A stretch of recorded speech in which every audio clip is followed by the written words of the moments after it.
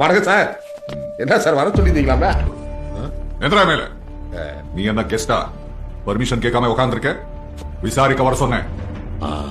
நீங்க எப்படி விசாரிப்பீங்கன்னு தெரியாது.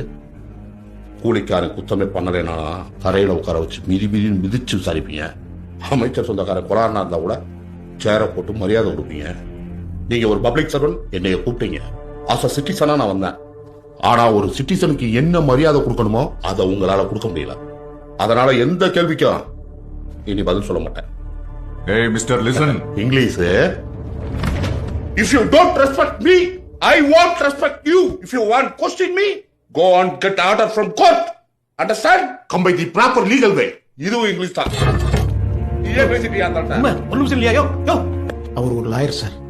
பேரு உண்மை.